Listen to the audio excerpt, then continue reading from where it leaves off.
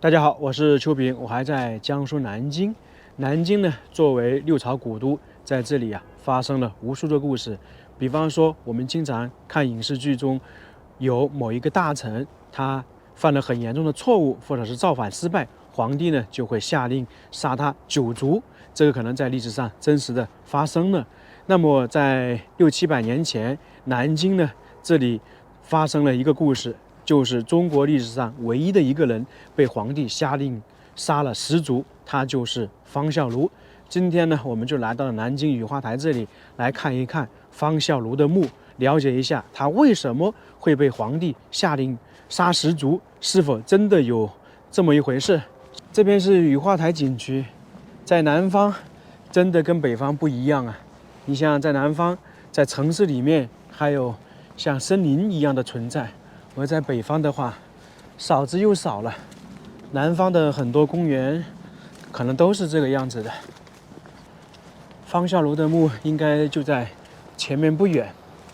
方孝孺是明朝初年的一个人物，可能这个名字大家不是太熟悉，但是说到朱元璋、朱棣、朱标、朱允炆，大家都知道了，因为方孝孺就是朱棣下令诛杀10族的。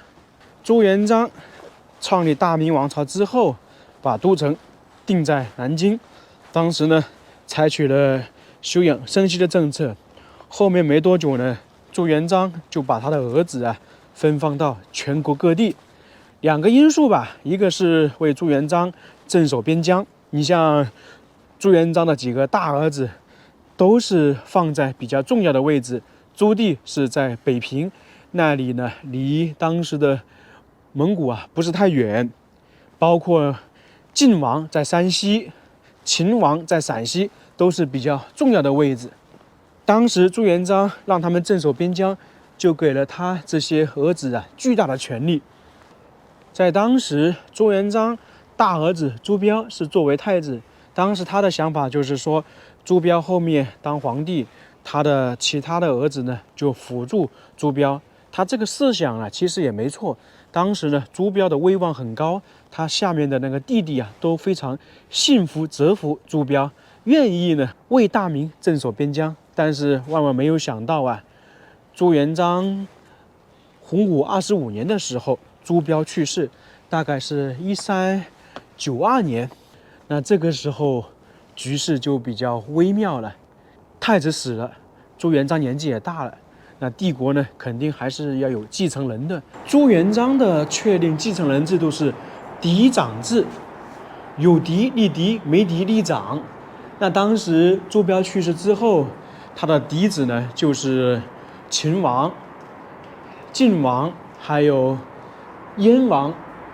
那当时呢，朱棣在朱元璋的儿子当中应该是最为厉害的。朱元璋呢也想立朱棣。但是呢，他手下一个大臣就说你如果立朱棣，那把秦王、晋王，就是朱元璋的2儿子、3儿子放在哪里呢？他就向皇帝建议，可以立那个朱元璋的孙子，就是朱标的儿子这一脉。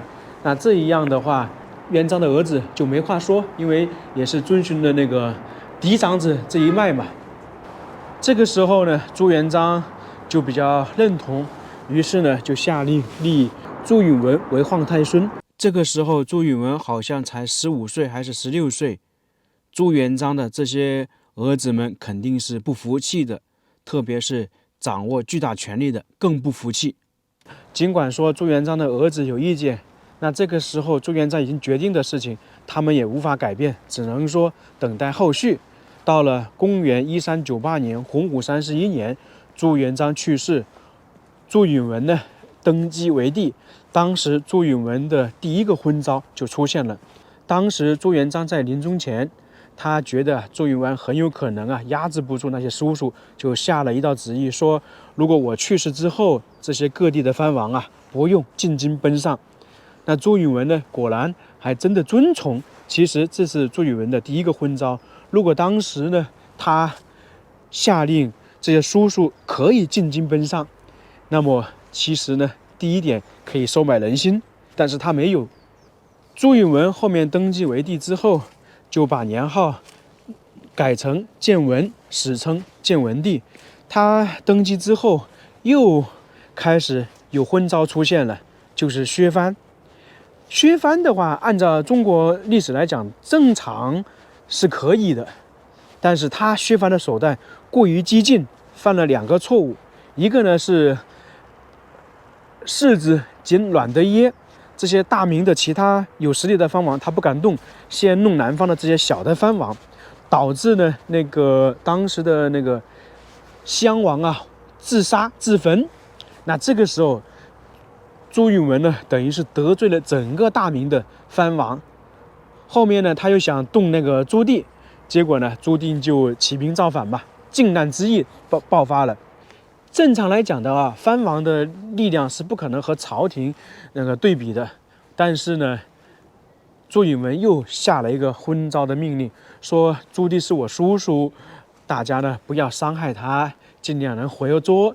那这个时候等于是给前线的将领加了一道紧箍咒一样的，弄得前线的将领很难有作为。那这个时候朱棣就可以放开大胆的干了。最终的话是经过4年的战役，4年的时间，朱棣呢攻占了南京，朱允炆呢差不多是消失了。那其实这个时候啊，你不管他是消失也好，还是自焚也好，他基本上下场都是可以预见的。那么这个跟方孝孺有什么关系呢？我们先来简单介绍一下方孝孺。他是公元1357年出生，自幼聪明好学，长大之后呢拜那个宋濂为师。其实朱标的老师也是宋濂，可以这样说，方孝孺和朱标呢算是同门师兄弟。在洪武15年的时候，方孝孺被别人推荐，被朱元璋召见。朱元璋很欣赏他的才华，对朱标说，这是一个品行端庄的人才，你以后呢一直可以用到他的老，相当于是让这个方孝孺以后呢做朱标的大臣。同时呢，朱元璋呢就把方孝孺送回老家。到了洪武25年1392年，又有人推荐方孝孺给朱元璋。朱元璋说，现在还不到用方孝孺的时候。不过这个时候朱元璋已经让他当老师了。到了朱允炆当上皇帝之后，方孝孺呢深受重用，国家重大的事情呢，朱允炆都会向他询问。朱允炆呢喜欢读书，碰到疑难就招他来讲解，也就是说他变成了朱允炆的老师。方孝孺当时还担任修撰《太祖实录》书籍的总裁，特别是燕王朱棣起兵南下的时候，很多诏令檄文都是方孝孺写出来的。按照一些资料记载，当时在讨伐朱棣的时候，方孝孺提出了很多正确的建议，都没有被建文帝采纳。在这里啊，还发生过一件事情，当时朱棣从北京出发，姚广孝呢就跟朱棣说，南京如果攻下的时候，方孝孺是一定不会投降的，希望朱棣不要杀他，因为杀了方孝孺，天下人读书的种子就灭绝了。当时呢，朱棣就点头答应了。那么为什么朱棣后面又会杀掉方孝孺呢？在当时文人眼中，方孝孺是一面旗帜，不杀方孝孺呢，能够笼络一批文人，就会安抚民心。朱棣攻下南京之后，也很快的召见了方孝孺。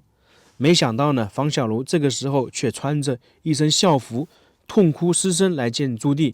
因为当时朱允炆呢已经被宣告是自焚了，那方孝孺以为朱允炆已经死了，就穿着校服过来。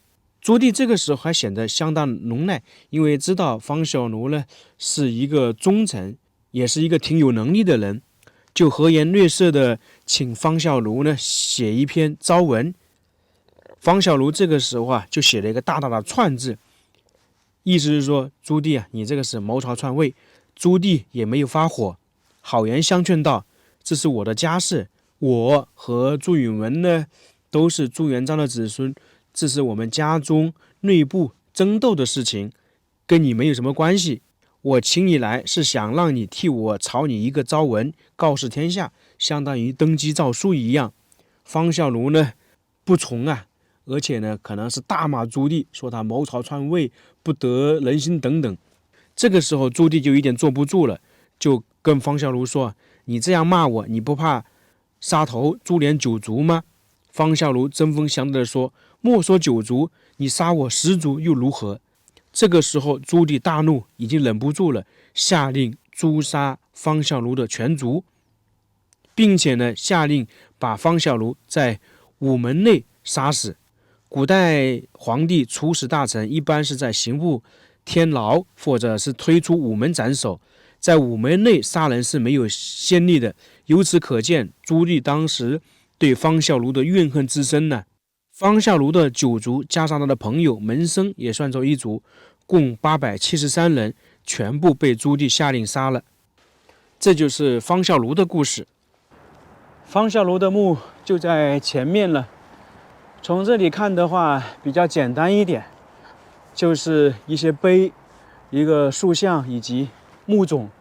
这些碑跟塑像可能还是没多久建的，跟我们在其他地方看到的有石像生不一样。这就是方孝孺的塑像，这里有一些碑，应该是明清两朝很多人为了纪念方孝孺而写的。你看，以前人们的书法还是非常好的。那这些很有可能是别人写的，然后把它雕刻在这个墓前。一般讲述的就是方孝孺的那种精神，忠君精神吧。如果按照我们现在人讲的话，就有点愚昧。但是一个时代不一样，每个人的思想不一样。方孝孺他们当时受的教育也不一样，遵循什么儒家礼法嘛。这些碑上雕刻了是一些画像，可能是展示的方孝孺学习生活时期的一些场景吧。像这块碑就比较有意思，这应该是方孝孺，这个是朱允炆。方孝孺作为当时的大儒，他就会向朱允炆讲述一些儒学，包括一些治国理念等等。方孝孺现在这个墓园看起来还是比较简单的，没有特别多的建筑，主要可能就是最上面那个墓冢，然后两边呢有很多这些壁画碑。这幅图向我们展示的是方孝孺和朱棣在争辩，方孝孺在反驳朱棣，也就是这一段，那个方孝孺惹怒了朱棣，被下令杀10族。这就是方孝孺的墓了。这个墓一看起来就是新修缮的，因为在明清两朝，方孝孺的墓是经过好几次破坏。按照一些资料记载，在当时方孝孺被杀之后，其中有一个门人或者是说学生姓廖的，冒失捡起方孝孺的那个骸骨，葬于这一个地方。那么正常来讲，被杀10族，这个门人或者是学生都是在范围之内的，所以就导致很多学者在考证都在认为方孝孺当时很有可能没有被杀10族，是后面一些人为了抹黑朱棣，说他是造反篡位，才说成方孝孺被杀10族。不过呢，方孝孺就算没有被杀10族，他这些3族可能还是有的。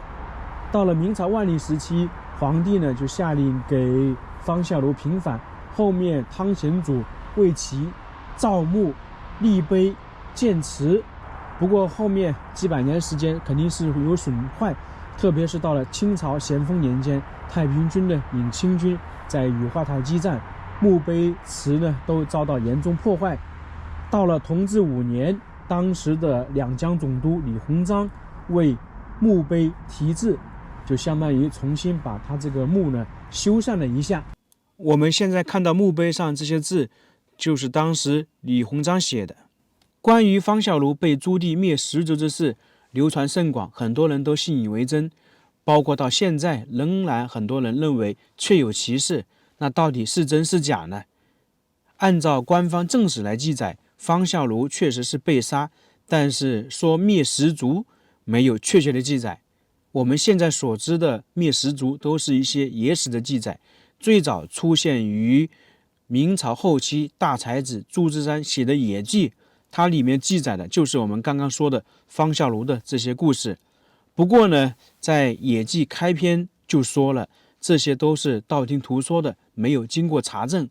不过这个书一出来，后面一些地方县志和民间野史都沿用了《野记》的记载，从而呢就被说成方孝孺被灭了10族。